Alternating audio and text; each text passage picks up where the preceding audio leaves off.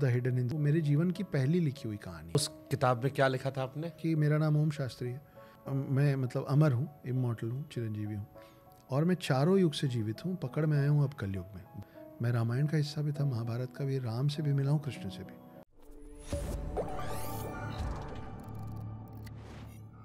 और the hidden Hindu जो मेरी पहली कहानी है वो मैं लिखना चाहूँ, मैं उसको एंडोर्स नहीं कर रहा हूँ, मैं इन जनरल बोल रहा हूँ, वो मेरे जीवन की पहली लिखी हुई कहानी है। उसके पहले मैंने कभी कोई कहानी नहीं लिखी। क्या उस किताब में क्या लिखा था आपने? कहानी है एक अघोरी की जो पकड़ में आया और उसके इंट्रोगेशन में जब उसको नार्को टेस्ट इंजेक्शन और हिप्नोटाइज कर देते हैं, उसको झूठ बोलने का मार्जिन नहीं है। तो जब वो कहना चालू करता है तो वो कहता है कि मेरा नाम ओम शास्त्री है, मैं मतलब अमर हूँ, इमॉर्टल हूँ, चिरंजीवी हूँ और मैं चारों युग से जीवित हूँ, पकड़ में आया हूँ अब कलयुग में 2021 में। और मैं चारों युग जी चुका हूँ बिना मरे। मैं रामायण का हिस्सा भी था, महाभारत का भी, राम से भी मिला हूँ, कृष्ण से भी। लेकिन आई एम नन ऑफ दो 7 इमॉर्टल्स। मैं उन 7 चिरंजीवियों में से कोई नहीं हूँ। मैं वो 8वां चिरंजीवी हूँ जो अभी तक छुपा हुआ था इतिहास के पन्नों में, जिसके बारे में आपने ना कभी सुना, ना देखा, ना जाना। अब मैं बाहर आया हूँ क्योंकि मैं ढूंढ रहा हूँ उन 7 चिरंजीवियों को जिनके बारे में आप और मैं थोड़ा थोड़ा जानते हैं। हनुमान, परशुराम, अश्वत्थामा, वेदव्यास, कृपाचार्य, राजा बलि और रावण का भाई विभीषण। तो मैं इन 7 लोगों को ढूंढ रहा हूँ। अब वो प्रॉब्लम ये है कि नार्को टेस्ट इंजेक्शन और हिप्नोटिज्म के बाद वो झूठ नहीं बोल सकता। जो वो बोल रहा है वो मेडिकल साइंस के हिसाब से 2021 में सच नहीं हो सकता कि तुम कैसे हो जीवित। तो वहाँ से मेरी कहानी शुरू होती है। वो उसको ब्यूटीफुल थॉट, ये थॉट मतलब दिल टूटने पर लोग अक्सर ऐसी कहानियां लिखते हैं, आपने तो एकदम सीधे बड़ी गहराई में अध्यात्म की कहानी लिख दी। उसका कारण भी मेरा बेटा ही है। उसको मार्वल की फिल्में बहुत अच्छी लगती थी। Okay, super heroes, immortals, Thor, iron man. तो मुझे चाहिए था कि ये हमारे कल्चर के बारे में, हमारे एंशिएंट हिंदू स्क्रिप्चर्स के बारे में सीखे, लेकिन बच्चों को याद करा पाना बड़ा कठिन है। तो जब उनको मेरे पास से ले जाया गया था, मुझे ऐसा लगा था कि 2-4-6 महीने में समझा बुझा के मैं वापस ले आऊँगा। तो उस समय मैं ये कहानी लिखनी शुरू किया था कि 6 महीने बाद जब मेरा बेटा वापस आए तो मैं बोलूँ कि वो टाइम के कंपार्टमेंट्स में जो आपके साथ बिताने वाला समय था वो आपके बिना भी आप ही का समय था। वो मैं आपके साथ होके आपके लिए ये एक कहानी लिख रहा था। तो आज जो देश में सबसे बड़ी किताब बनने को है, अराउंड 1 मिलियन कॉपीज़ अब होने वाला है सिर्फ द हिडन हिंदू का, वो मैं सिर्फ एक बच्चे के लिए लिख रहा था। लेकिन वो 2-4-6 महीने में आए नहीं। 6 महीने का 1 साल हुआ, 2 साल हुआ, होते होते 6 साल हो गया। मेरे को द हिडन हिंदू लिखते लिखते 6 साल हो गए।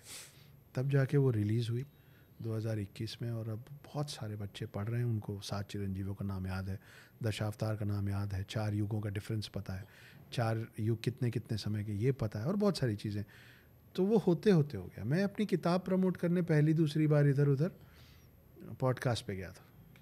टीम ने सेट कर दिया था कि पॉडकास्ट करो तो बुक के बारे में बात कर लेना। 2022 तो आपका ही दौर था, बोलते हैं लोग। वो उसे मैं दौर कहूँगा, समय तो अभी भी है। हाँ। लेकिन वो दौर था। हाँ, वो कि जब आप बाउंड्री लाइन को हर बॉल छक्का मार रहे थे, पढ़ रही थी। हाँ। मारना और पढ़ने में फ़र्क है। हाँ। तो ठीक है, ये भी समय काल चक्र है। मैं कई बार सर मैं आपको टोक रहा हूँ, जैसे मैं अपनी लाइफ में, जब सबकी लाइफ में उतार चढ़ाव आते हैं, तो बहुत टाइम से मैं सोच रहा था कि क्या है जीवन। मुझे समझ नहीं आता कि ये सारी चीज़ें क्यों होती हैं, इतनी सारी घटनाएं होती हैं। कभी आप खुश होते हो, जो पाते हो छूट जाता है, कभी कुछ मिल जाता है, कभी क्या होता है। So ultimately I discovered one thing, that जीवन जो है वो एक सड़क पर यात्रा है जिसकी शुरुआत बर्थ से होती है और एंड डेथ पे होता है। करेक्ट। और उस रास्ते पर आपको चलते रहना है जी। और उस रास्ते पर ऊपर वाले ने आपके लिए बहुत सारे गिफ्ट रखे हैं, आगे आगे आगे आगे आगे। कुछ हर्डल्स भी हैं, कुछ गिफ्ट भी हैं। तो जब आप आगे चलते हो तो जो साथ चल रहा है उसको लेके चलते रहो। जो रुकना चाहता है उसके अच्छे समय को याद करके थैंक यू बोलो, ग्रजेस छोड़ो और आगे बढ़ो। क्योंकि अगर आप आगे नहीं बढ़ोगे तो आपको ये एहसास नहीं होगा कि वो जो आगे भगवान ने आपके लिए रखा था वो छूट जाएगा। और ये आप ही की यात्रा है। इस कहानी के हीरो सिर्फ आप हैं और आप आगे बढ़ते जाएंगे, आपको कुछ मिलता जाएगा। आपका ब्रेकअप हुआ तो देखिए भगवान ने आगे आपके लिए एक ऐसी पत्नी रखी थी जिसके आप पैर छू रहे हैं। बिल्कुल। एक बेटी रखी थी जी, जो आपके जीवन को कंप्लीट कर गई। बेटा पहले था, जीवन कंप्लीट कर गई। एक नया करियर रखा था एक ऑथर के तौर पर। मेरा ब्रेकअप ना हुआ तो आज मैं भी इस कुर्सी पे नहीं बैठा होता। सो मुझे एहसास होता है कि यही यात्रा है, यही जीवन है। और जैसे एक फिल्म होती है उसमें अलग अलग पड़ाव होते हैं, ऐसे भगवान की डिज़ाइन हर इंसान की अलग अलग फिल्म है। तो जब कुछ गलत हो रहा है तो उसको लेकर रो मत। ये सोचो कि तुम्हारी फिल्म का एक सैड सीन है, अब इस सैड सीन से तुम आगे बढ़ोगे तो एक रोमांटिक सीन भी आएगा, एक और अच्छा सीन आएगा, गाने भी होंगे, फिर से बजेंगे। पिक्चर अभी बाकी है मेरे पिक्चर अभी बाकी है मेरे दोस्त। दोस्त। लेकिन आप लोगों ने सुना कि ब्रेकअप सिर्फ मेरा नहीं हुआ है, इनका भी हुआ। सबका होता है, किसका नहीं हुआ है? बस वही बात है ना कि people are not vocal about it. जैसे आपने ये किताब लिख दी, हमने अलग लिखा था। हमने लिखा था कि सच कहता हूं कि ना होकर भी हर रोज तुम मुझे याद आओगे। सच कहता हूं कि ना होकर भी हर रोज तुम मुझे याद आओगे। किसी से कह तो ना पाऊंगा, पर अक्सर रातों में मेरी आंखों से नींद में छलक जाओगे। ओहो, कि ना होने पर भी याद रखेगी दुनिया ये मेरी कहानी, जिसमें होके किसी गैर के तुम दिल में हमेशा मेरे जिंदा रह जाओगे।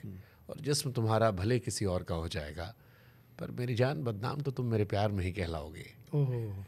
हक दिखाकर हर बात मना लेने की जिद में वास्ता दुनिया का देकर मुझसे जिस्म तो जुदा कर दोगे तुम। पर ज़रा ये बताओ, तुम्हारी रूह पर जो हमने अपनी खुशबू बिखेरी है, उस खुशबू को कैसे मिटा पाओगे तुम? हरिहरन साहब की एक पुरानी गज़ल है, उसकी 4 लाइन है कि आप हमारे साथ नहीं चलिए कोई बात नहीं, आप किसी के हो जाएं आपके बस की बात नहीं। बट हमने एक और लिखा था जो आप पे सूट करती है, अच्छा सुनाइए। और ये आप सुना सकते हैं अगली बार, कि जो तू नहीं तो चल तू ना ही सही, जो तू नहीं तो चल तू ना ही सही, वैसे भी शायद तेरी मौजूदगी मेरी जिंदगी से ज्यादा मेरे किस्से कहानियों में अच्छी लगती है।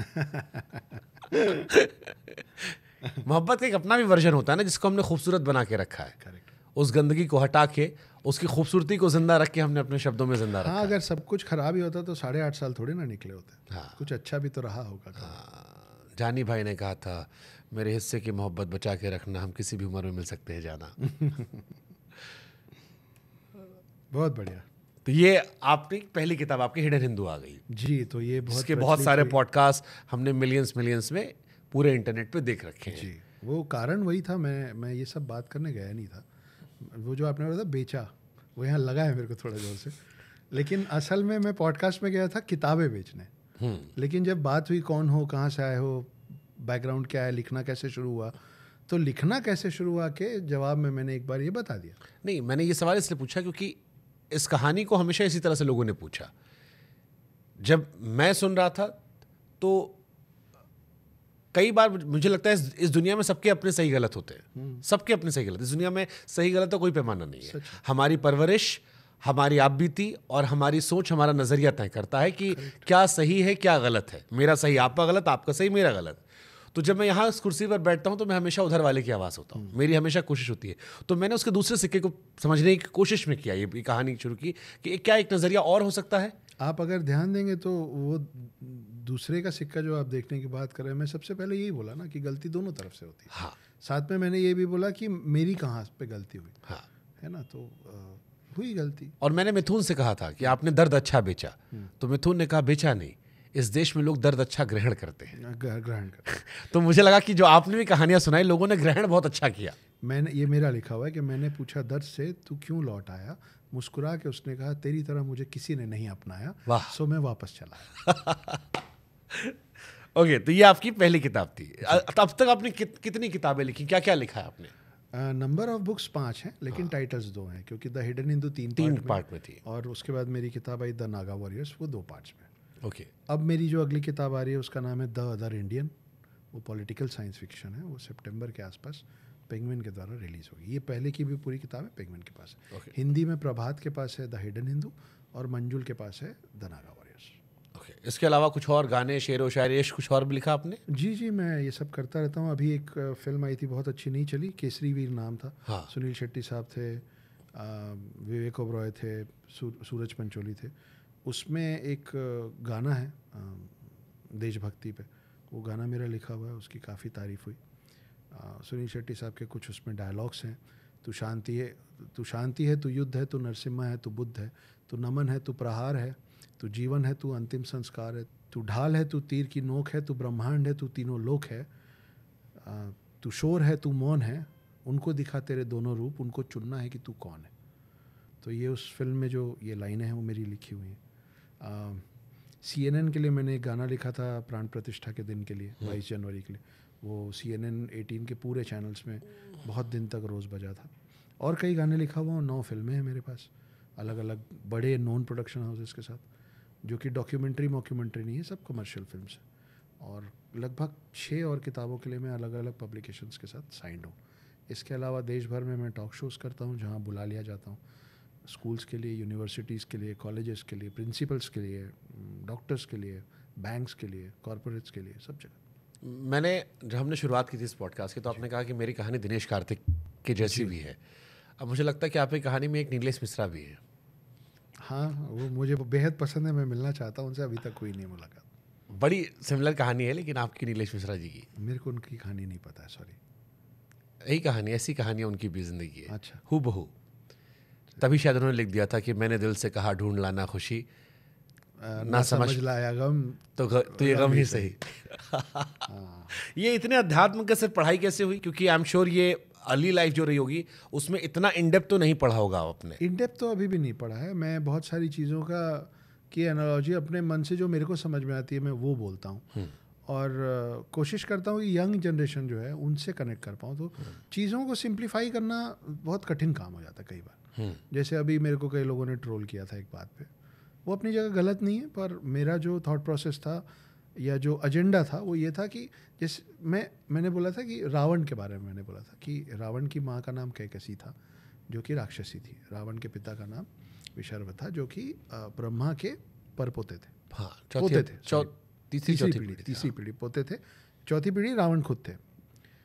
तो मैं ये समझाने की कोशिश कर रहा था कि राक्षस का रा और भगवान का वन, क्योंकि ब्रह्मा जी की लीनिएज और इधर राक्षस की लीनिएज। तो उसने अपने तामसिक तत्वों को ज़्यादा हवा दी, तो राक्षस का रा आगे आ गया और भगवान का वन पीछे छूट गया, तो उसका नाम रावण हो गया। आइडिया ये था कि जितने लोगों को ये बात ना पता हो उनको ये याद हो जाए, याद रखने के लिए आसान है कि राक्षस का, वन भगवान का। जैसे एक वर्ड है विबग्योर, ये कोई वर्ड थोड़ी ना है।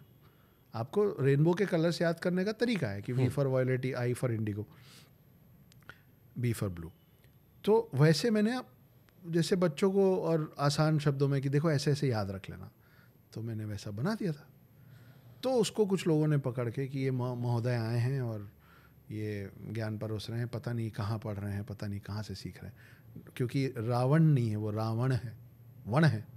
हाँ सच है, रावण है, लेकिन आइडिया ये नहीं है कि मैं किसी लिखी चीज़ को गलत बोल दूँ। आप बेसिकली क्या चाहते हैं जब किसी को कुछ बोलते हैं या समझाते हैं, तो कि उसको याद रहे, है ना। उसको ये याद हो कि रावण ब्राह्मण कैसे था और राक्षस राज रावण भी था। तो अगर वो राक्षस था तो ब्राह्मण कैसे था, ब्राह्मण था तो राक्षस कैसे था, उसका जवाब समझाने के तौर पे दिया, तो उसका कुछ और हो गया। भगवान का फुल फॉर्म मैं बोलता हूँ, उसमें भी कुछ लोगों को आपत्ति हो जाती है।